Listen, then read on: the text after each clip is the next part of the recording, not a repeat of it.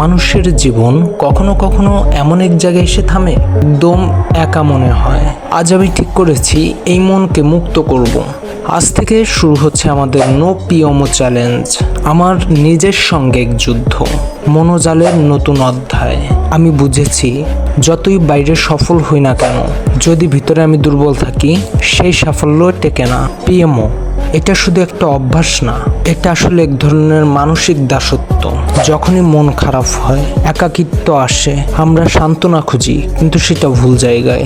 আমি এই চ্যালেঞ্জ নিচ্ছি কারণ আমি চাই আমার ফোকাস, আমার শক্তি, আমার আত্মনিয়ন্ত্রণ আবার ফিরে আসুক আমার নিজের হাতে। এই চ্যালেঞ্জ মানে শুধু কিছু থেকে দূরে থাকা না, বরং নিজেকে নতুন করে গড়া। আমি চাই দেখতে, যদি আমি 30 দিন, 60 দিন বা 90 দিন এই পথে টিকে থাকতে পারি, তাহলে আমার মন, আমার শরীর, আমার চিন্তা কতটা বদলায়। আমি এটা করছি কারো প্রমাণের জন্য না, বরং নিজের শান্তির জন্য।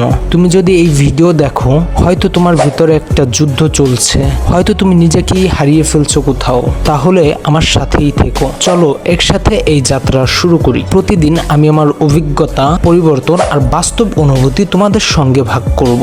এটা শুধু আমার নয়, এটা আমাদের মনোজাল নো পিএমও জার্নি।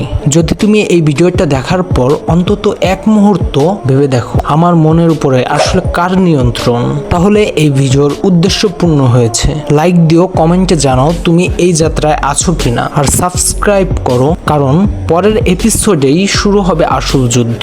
মনোজাল, মনের জাল ছেড়ে আলোর পথে।